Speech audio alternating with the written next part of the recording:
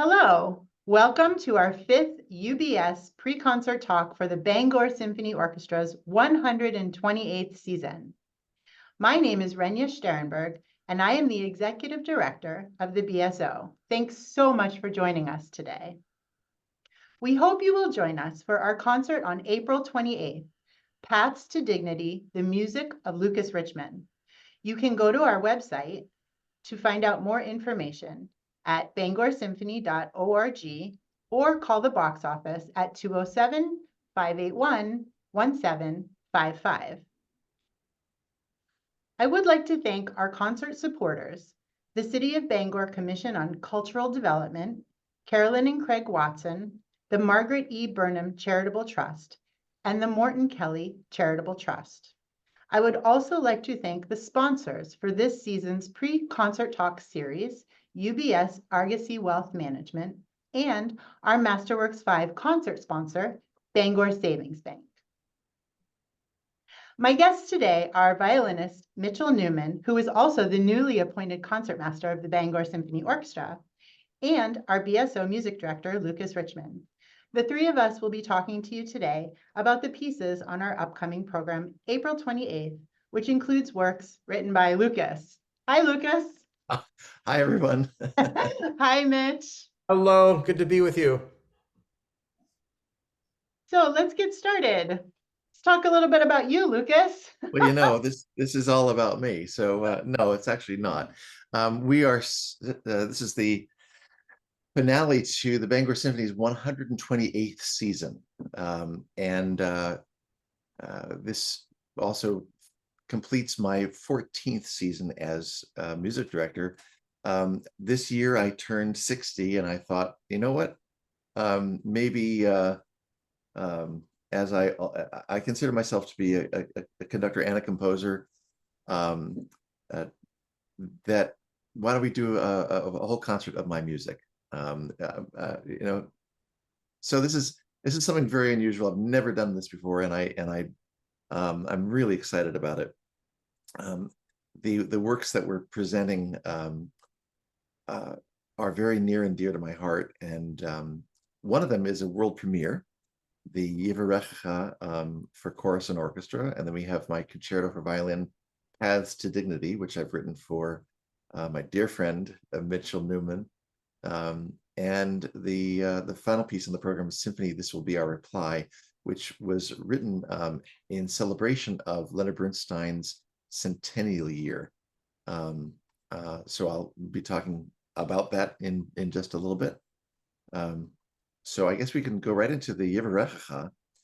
And this is the world premiere, this one. Yes, this is the world premiere, and it is, I wrote it in honor of Bernie Kubitz, who has been a longtime supporter of the Bangor Symphony and a board president and board member, and he's just been a stalwart member of the Bangor community. And in honor of his 75th birthday, his wife Cindy made it possible for me to write this piece. And knowing that we were going to have chorus for the last piece in the program, I mentioned to Bernie that I could include chorus in the first piece.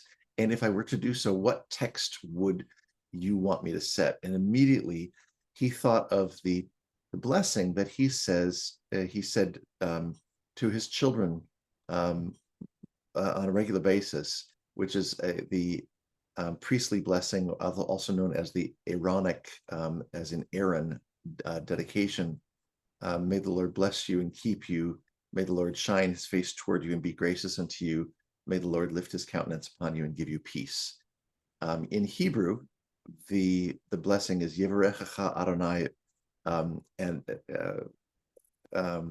V'yishmerecha. And so what I decided to do is set it in Hebrew and English, and that's how it's heard in the beginning. What I often do when I write a piece in honor of somebody else is I take the letters of their name and I translate those letters into notes.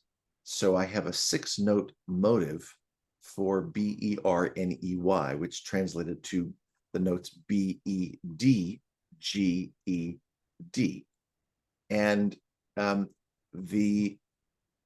I decided to include another prayer in here, which is known as the Shehechianu, which is a moment of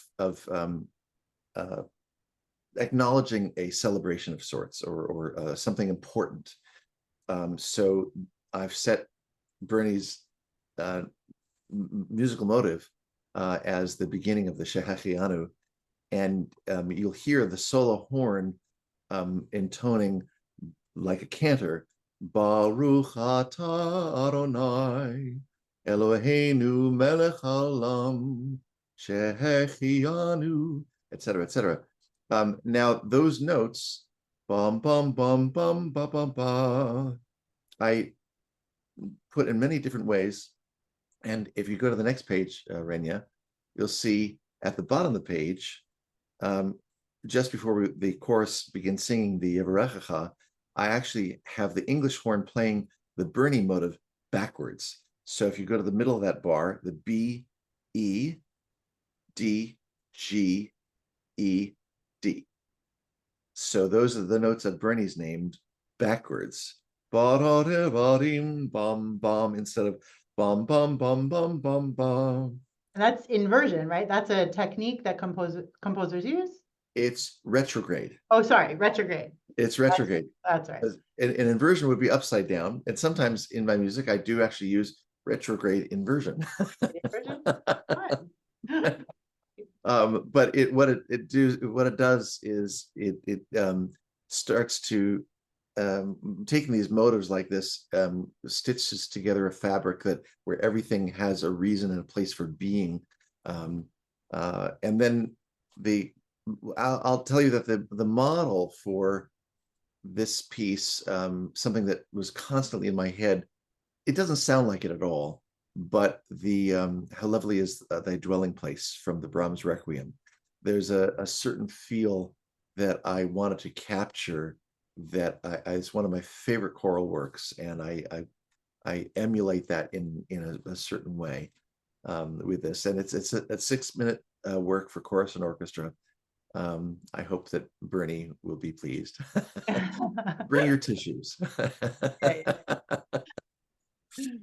The last piece of the program is called Symphony, This Will Be Our Reply.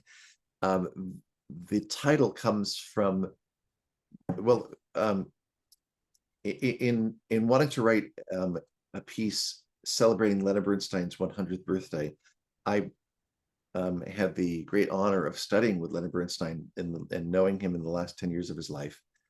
He selected me to go on tour as a conductor in the Schleswig-Holstein Music Festival in 1988, doing concerts in Moscow and London and Germany. I was in a masterclass, conducting masterclass with in many different encounters. And as such, I got to know the Bernstein family, and they gave me permission to write a piece inspired by the speech that Bernstein gave 2 days after the assassination of John F. Kennedy, when he was grappling with what can artists do, what we can possibly do in the face of such tragedy. And he said, this will be our reply to violence, to make music more intensely, more beautifully, more devotedly than ever before. So I've crafted a piece that has 3 movements: intensity, beauty, and devotion. I actually decided I don't always start writing from the beginning, go to the end. I often will write from the end. And in that case, I actually wrote the devotion movement first, because I wanted to see where the piece would wind up. And it begins, I'll go to that music in a little bit, but one of the motives that we hear in it ultimately is tikkun olam, to heal the world. What we have responsibility to, for the sake of our loved ones and this and that, we must heal the world, we must repair the world. So tikkun olam, I've set that as tikkun olam, those four notes, and they're heard throughout the symphony in many, many different variations, sometimes recognizable, sometimes in a very different dissonant kind of harmony. And in fact, the piece begins with that tikkun olam motive in intensity, with the horns at the very top, bam, bam, bam, bam, over a very dissonant chord, because we're not ready yet. We haven't come together as a society to really hear and listen and know what we should do. When I first began writing this piece, I thought about writing something, okay, intensity. I'm going to write something like Bernstein's Mambo and crank it up to 11, and just write this really crazy piece. But I realized that intensity doesn't show intensity unless you have contrast. You can feel the intensity by the contrast. And what ended up happening is I wrote two movements that were put on top of each other. There, I feature the string octet, the first stand of the first violin, second violin, viola, and cello as an octet. And this grouping ends up being forging ahead, doing what they do, despite all the sounds and the gunshots and the noise around them. And ultimately, they win back the community and prevail at the end of this movement. So that's what this is. And you see that motive, bum, bum, bum, bum. On the next page, you'll see an example in this particular thing. It's hard to see, but actually, if you go, Renia, over to the left side, the violin one, the very, very, very left, very, very left, violin one and violin two, viola, cello, and bass.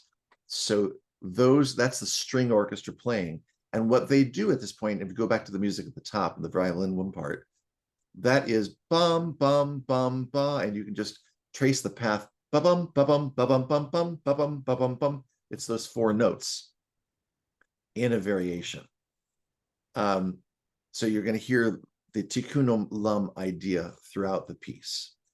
This second movement was actually the piece that I wrote last. This is called Beauty. And I thought, how is it possible that I can't write something that, okay, this is the epitome of beauty, and my vision of beauty is what everybody else should feel. Everybody has their own idea of what beauty is.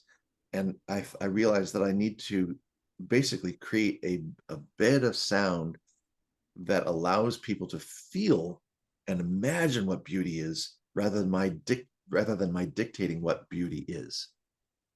And I use a motive from the third movement, which is for me a pivotal and most important thing. And the third movement, the chorus sings Lema'an ha-shalom, for the sake of peace. Lema'an ha-shalom.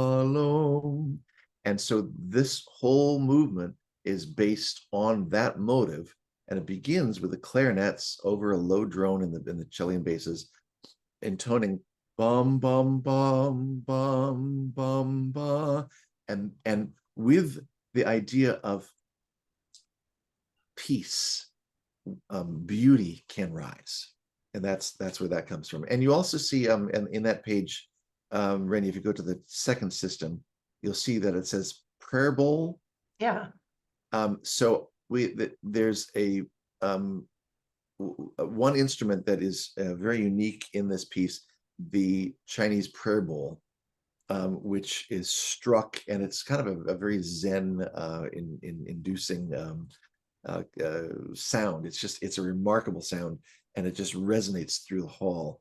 And you'll hear the prayer bowl featured. In fact, I have the percussionists on the other side of the stage from the rest of the percussion section, and standing, and it's very, very much featured within the orchestra. That second movement segues into devotion, which begins with a prayer of genuflection, the Va'anachnu, traditional text in the Jewish liturgy, but we bend our knees and bow down and express thanks before the King of Kings, the Holy One, blessed be He. The rest of the text for the piece is actually my own text that I had then translated. The chorus, after this moment of genuflection and quiet, help us understand what can we do in the face of violence? What can we possibly do? And then there becomes an understanding, for the sake of our homes, for the sake of our friends, for the sake of our earth, heal the world. And you'll hear the chorus sing Lema'an batenu, Lema'an chaverenu. So the word Lema'an is for the sake of. And then they go through a whole list of things for the sake of our communities, country, earth, for the sake of our mothers, our fathers, daughters, sons, the sake of our knowledge, our joy, our love, heal the world. And then here's that phrase, Lema'an hashalom, for the sake of peace. And then the piece winds up with, for the sake of our souls, for the sake of our future, we must repair the world. I do a certain little nod to music that Bernstein wrote. One of my favorite works of his is the finale to Candide, and people might see a connection, and it is very much intended, between Make Our Garden Grow and the Tikkun Olam. And you'll see there at the end of that first system. So this is how the chorus sings, Lema'an batenu, Lema'an chaverenu, Lema'an kadur haaretz, Tikkun Olam. And now it's in its final form of that idea, we must repair the world. It's kind of powerful stuff, if I do say so. I was so overjoyed to be able to experience this piece in many different contexts. The piece originally was commissioned by 4 orchestras, including the Bangor Symphony, the Oak Ridge Symphony, Bemidji Symphony, the Los Angeles Jewish Symphony, and now the Bangor Symphony, all participated as members of a commission consortium.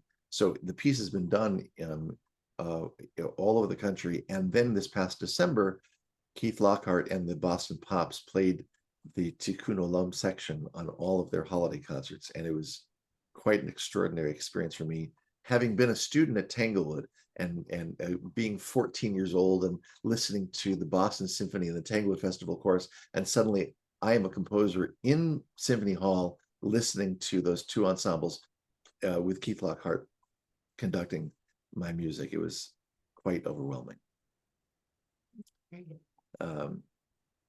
So the centerpiece of this program is, there you see the Lema'an, go back. There is that phrase, Lema'an ha-shalom, and that's the phrase that you hear, and you saw that the clarinets play that. So the centerpiece of our program is Concerto for Violin, Paths to Dignity. My dear friend Mitchell Newman is with us, and I'm so honored and delighted that he, first of all, is now our concertmaster. We've known each other for quite a long time, from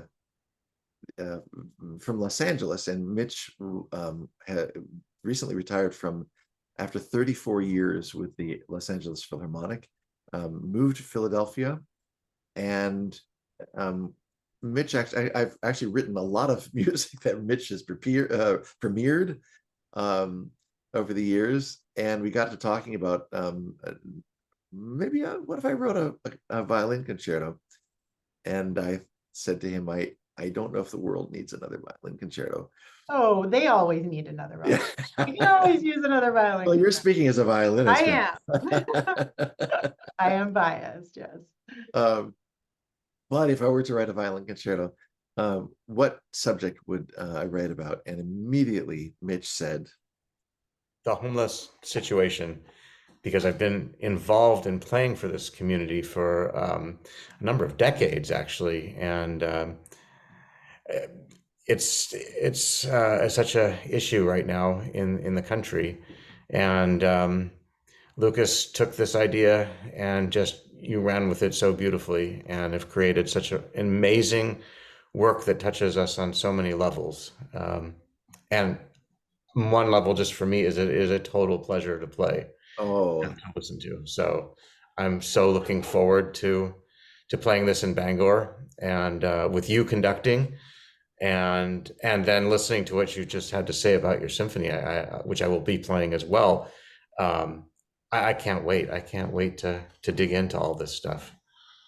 um, so one of the things, the caveats that we kind of decided together that this would not just be a piece that we would play in a concert hall and say, oh, isn't that sad? And then um, just walk to our cars and be done with it. But in fact, it's part of a larger project of engaging cultural presenting organizations with um, homeless advocacy agencies, and doing outreach, bringing music to the unsheltered communities, and ultimately endeavoring to restore dignity where it has been stripped away. And it's been such a learning journey for me, um, and uh, and I hope that through this we are able to strike down some of the fear that a lot of people have about engaging with this, the issues of homelessness, and in fact on a one-to-one engaging with members of the unsheltered community. Um, just some very basic things that we can all learn, and um, begin with best practices that we've been collecting from around the country. We've had a chance to have the piece performed in Raleigh, North Carolina, Kalamazoo, Michigan, Kingsport, Tennessee, and here is the fourth iteration. And actually, this is the first time that I'm conducting any of these pieces, by the way. So I've never conducted them before. So it's interesting for me to put on my conductor hat and do that. But Mitch, you've been I know that it was so important for you. A big part of what you do, you're not just about showing up for the gig, and in fact, you know, you encountered somebody who's kind of changed your life on your way to the gig every day. Yes, a beautiful woman. Her name is Gigi. She still lives in Los Angeles, and she really helped change my life. And to see she was homeless, and to see the homeless community as our brothers and sisters, our people that we know. And she was outside of the artist entrance, right? Yeah, she was outside the artist entrance of the Dorothy Chandler Pavilion where the Philharmonic played for many years before Disney Hall was built. And she would actually she would read the newspaper articles about us. She would help us park our cars because it was sometimes a very confusing situation. Um, and all she wanted was to be useful, and to have a purpose. And um, to make a very long story short, we've been in touch with each other for decades, and through her journey, she made it basically from Skid Row, which is at a really amazingly challenging place in Los Angeles, all the way up to now she has an apartment right next to Disney Hall, on the top of Bunker Hill, and she is thriving. And this is what I believe music can do for us. Music is a way of healing, a way of communicating with not an audience, of course, because we'll be playing these pieces for thousands of people in the hall, but also we touch individuals this way, and we can communicate comfort and dignity and hope and feelings that are there, that you can't do necessarily with talking. And in our experience, as you know, Lucas, because you've joined me on this, all these performances, um, we've had amazing responses after playing and explaining the concerto, that people are ready to, they've been heard.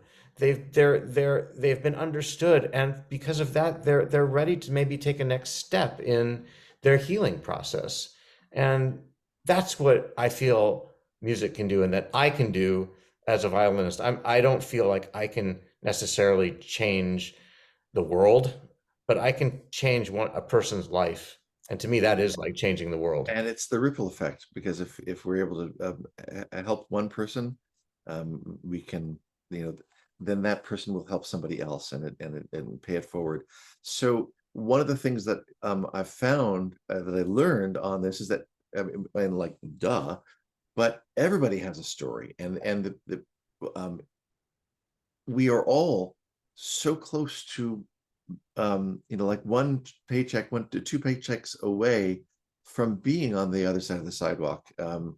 Uh, so it's our obligation to listen and hear the stories. And so the orchestra at the very beginning has this motive of, this is my story. This is my story. And then the violin responds with, I hear you, I see you. Can you play that Absolutely. motive? Or So, this is our story. so here's is And what then the orchestra plays. right, the orchestra plays that. I play.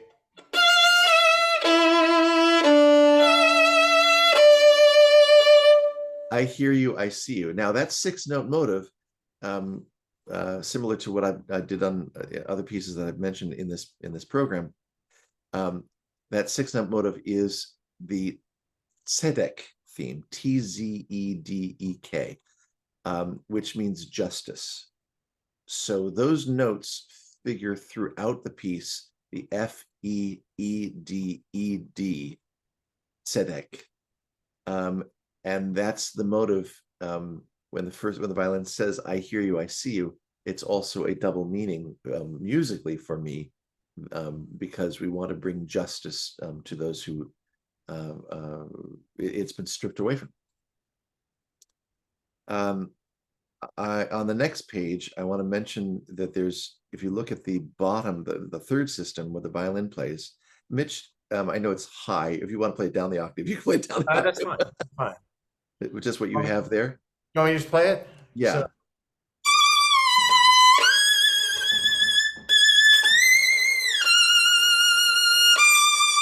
right.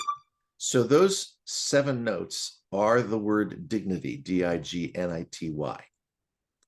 And that's the first time we hear it in the concerto. It's in this not necessarily beautiful form. It has yet to find its way as a theme of solace, and a theme of a nurturing theme for the whole community to get behind. I have to say, just as a player, you wrote this specifically to be kind of ugly at first. So you wrote me to play with a lot of vibrato and slides, and there's all sorts of dissonances going on at the same time. So yes, we don't know what's happening yet. no, and if you notice, Rennie, if you can put your mouse on the bass part of that third system, the E, F, E, F, A, D, D. So again, this is my story, while the violin is doing the dignity melody on top. So that's going to come through. Oh, also, I'll just mention another variation on the tzedek theme you see in the second system. There's this prayer-like quality that happens. You can go ahead, Mitch.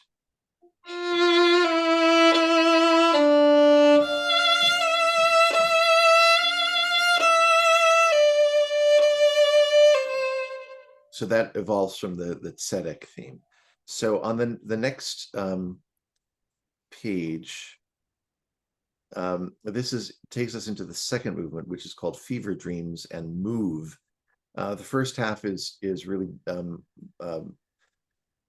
devoted to paying homage to so many who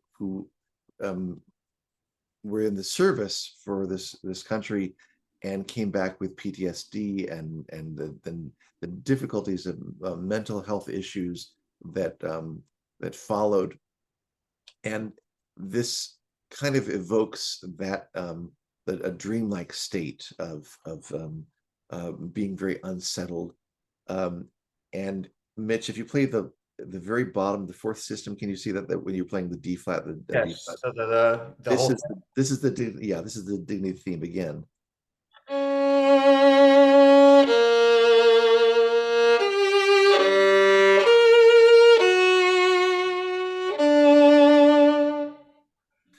So again, veiled, and you're not necessarily, when you're listening to it, you're not saying, "Oh, that's the dignity thing," because it's not as recognizable, but that's where that comes from.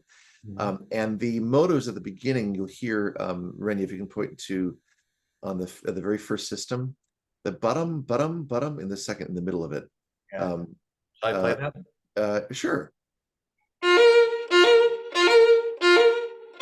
So what you'll hear in the orchestra is that actually is trumpets volleying back and forth, bottom, kind of echoes of a martial sort of atmosphere. And then this fever state is broken by the movement I call move, which is sadly one word that is heard more than anything else by the unsheltered community. Get out of here, take your stuff, leave, get out of here, move. And so I wrote this movement, if you can go to the next page, that utilizes the dignity theme, but again, it's jazzy, but it's disjointed. And if Mitch, if you put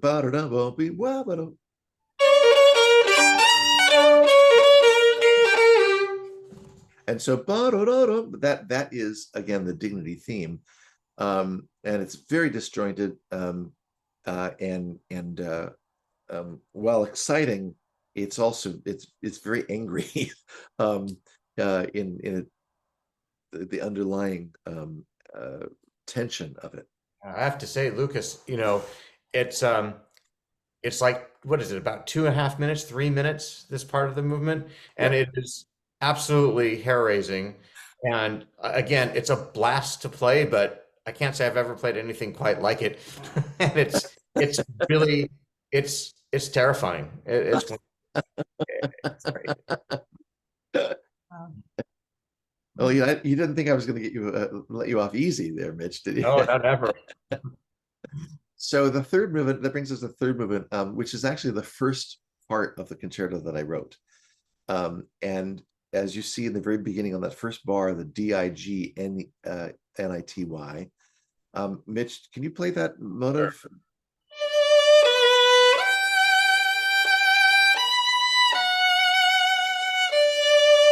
So that actually is in major, but I don't know. Yeah, I actually don't. I play it in major as a.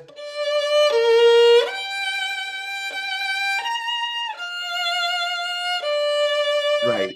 So that's the form that I wrote before I wrote anything else, and then so this movement is all about paying attention to those who are in this situation at no fault of their own, and it's imperative that we take care of the children. And the idea of tzedek in the Jewish tradition morphs into tzedakah, which is charity. And in the Jewish tradition, it's imperative for the community to make sure that everyone in the community has food and shelter. That is an obligation of the members of the community. And certainly that we take care of the children and don't leave them on their own to fend for themselves. Wait, go back 1 second, Renia. I just want to point out one thing. Mitch, could you play the where exactly? Third system, second page. And just write that. Just even just the for just the one bar. Ba-da-da-da. Now can you play it backwards? Yeah. So da da da dee da da. That's the tzedek theme. So here I have done again that retrograde. Retrograde. Yeah. I remembered. And that turns into a kind of scherzo idea. And the idea with this movement is not that it's just a sad movement. I originally thought, okay, I'll make this like a Schindler's List slow movement thing. But I realized, of course, the innocence of the children just want to be happy. They just want to have joy. And there's tons of joy in this movement. If you go to the next page. So, but there's also this nurturing theme. Mitch, would you mind playing The the clarinet part, like from the beginning? at the very top of the page? Yeah.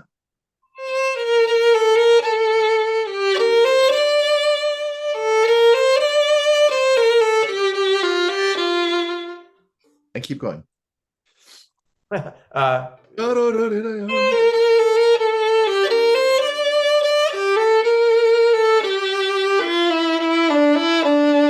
there's that tzedek thing. Ba-da-da-da-da-dum.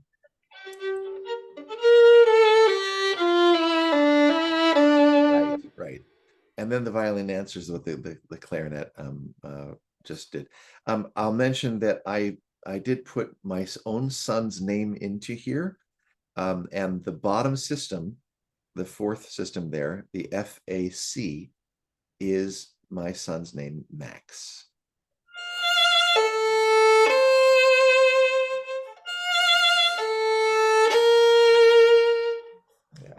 Yeah. So I'm sure I'm going to cry when we get to that point. Now we all will, now that we know. So that's the third movement, and then we finish up.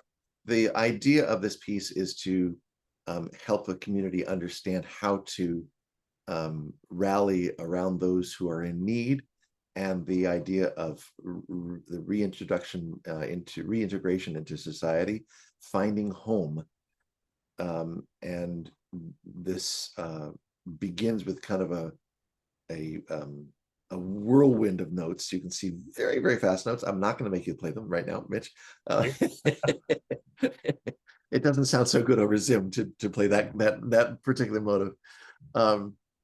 But it is a relentless cycle, and that's what this music right here, it just keeps on cycling and cycling, and we have to break the cycle. And what ends up happening, if you go to the next page, Renia. Yeah, the violin has a solo variation in a nod to the solo partitas and sonatas of Bach. The violin has a solo moment, which is like a Bach solo cantata, or not cantata, a partita, which is a variation on the dignity theme. I don't know if you want to do any of that melody. One here.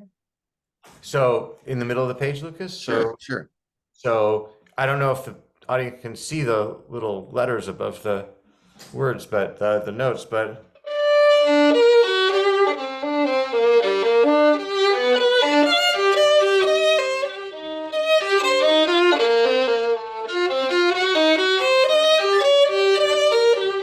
And yeah, exactly.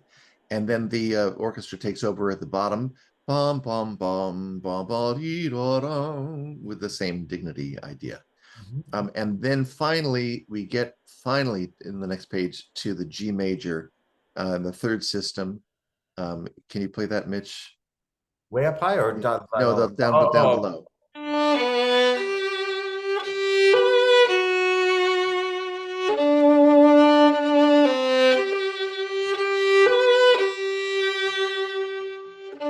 Right, and that's the dignity theme. And now we have finally come home.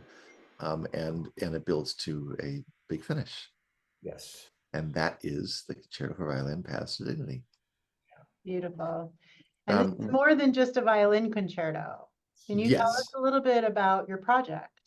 Can I just say the part of the project, I'm really thrilled and proud of the Bangor Symphony for taking this on, because not only are we just playing the concerto, and this is what Lucas and I were talking about, that it's not just a concerto that we come and go and hear, but we are playing this piece in shelters, and you know, explaining the piece just as we have done to you, so their stories can be heard, the people in the shelters, and understood, and a way of reaching out and touching them, and then I think at the concert, the pre-concert lecture will be kind of a Yes, panel discussion. yeah, I can talk a little bit about, so we're doing 2 outreach programs. One is Monday, April 22nd. It will be at the Union Street Bricks Church Storehouse here in Bangor. At 12:15 p.m. The program will start. And we do, again, a repeat of this program on Wednesday, April 24th at the Columbia Street Baptist Church here in Bangor. And Mitch and Lucas will both be presenting music and talking to the unsheltered communities. We are offering lunch beforehand at 11:30 to 12:15, free lunch for the unsheltered community, who will then, if they wish, come and listen to the program being presented at these 2 churches. We are also at the concert on April 28th. There will be a pre-concert talk, which we haven't done since pre-pandemic. We've been doing them this way, on the Zoom, which is great. People can watch it in advance, and I know people do because they come up to me at the concert and they say, "Oh, we loved listening to this in advance, got a sense of the music." But we're actually this time also going to be doing a pre-concert talk on the stage from 2 o'clock to 2:30. So that's 1 hour before the 3 o'clock concert, with Lucas and Mitch, and we will be discussing the Bangor unsheltered community, and we will be having discussion there that people can engage with. So we encourage everybody who's watching this, if you would like to attend any of those, you are more than welcome. And All part of this Paths to Dignity project. exactly. So in each community where we present the concerto, we encourage the community to just to reach out to the different agencies and get them involved, and basically tailor whatever the project is to the needs of the community. And in some communities, we had a youth orchestra going to a rehab center. In another place, it's a children's center, or it's churches, or we just don't know, but it's unique to the community and what the needs are there. So in this case, we're delighted to be able to do these 2 programs in the church. We're also going to be at the homeless shelter, and Mitch is giving a master class, and there's all kinds of things going on this week. Yes, yes, that's right. We're the Bangor Symphony Orchestra staff is helping at the Bangor area homeless shelter doing a dinner. That's right. I believe that's Tuesday. Yes. Yeah. Yeah. Yes, and then Mitch is doing a master class at Minsky Hall at the University of Maine campus in Orono at 4 o'clock on Friday. We are also doing a chamber music concert. I have a little thing here. I can hold it up. Lucas is doing a chamber music concert with some of his friends on Thursday, April 25th at the Bangor Arts Exchange in the ballroom. Because it's not enough that we're doing a concert of all my orchestral music by me, but a whole evening of chamber music by me. Yes, performed by you as well. And yes, Mitch will be playing, and Joelle Morris will be there singing. And yes. we have an octet from the orchestra who will be performing part of the symphony. Right. Then that was one of the motivation for doing this concert, because I wanted to break out the octet that's featured in the first movement of the symphony, because it's a piece unto itself, which is really cool. I know we just talked about a lot of stuff, so it's all on our website, bangorsymphony.org. You don't have to remember it here. You can go there and And if we do have a website set up specifically for the Paths to Dignity, it's pathstodignity.com for more information. We have a trailer, a video trailer to inform people about what this is all about, and as well as a playlist of performances and all kinds of things. So there's a lot of stuff being done, and we're very excited about bringing this project to communities across the country. In fact, we have several lined up for the season after this and 2 seasons after this. So we're really excited about it. It's so wonderful. And we also are going to be releasing this concert on April 28th as a digital ticket. So that release will happen from May 1st through May 15th. It will be a recording of the live performance on April 28th. So if you go and you want to see it again, you get a digital ticket. If you're not able to attend and you would like to see what it's all about, that digital ticket will get you access for 2 weeks. You can get that also through our website, bangorsymphony.org. This program will be also repeated on Maine Public Classical. The live broadcast will be on May 22nd at 8 p.m. You can listen to that at mainepublic.org or on the radio, 106.1 FM. So I want to thank very much Lucas and Mitch for joining me today for this UBS pre-concert talk. It has been absolutely lovely to hear about this music. I know I learned a lot just now, and I thought I knew pretty much, you always think you know all there is to know and you hear it. I've listened, but it's so interesting to see it and see the music and hear about the themes, and knowing it and then going to the concert, we'll be able to listen and grab onto that. It's just going to be so exciting, and it's so meaningful. What an amazing project that you guys have done. Thank you. I would like to thank all of you watching us today for joining us for this UBS Argosy Wealth Management pre-concert talk about Paths to Dignity, the music of Lucas Richman. Thank you all for joining us. And Mitch, thank you for being on with us and demonstrating that because people don't need to hear me sing. It's better to hear you play. It's a total pleasure, and let's fill the hall, right? And because your music is absolutely spectacular and so meaningful. Thank you. So we hope to see all of you at the concert.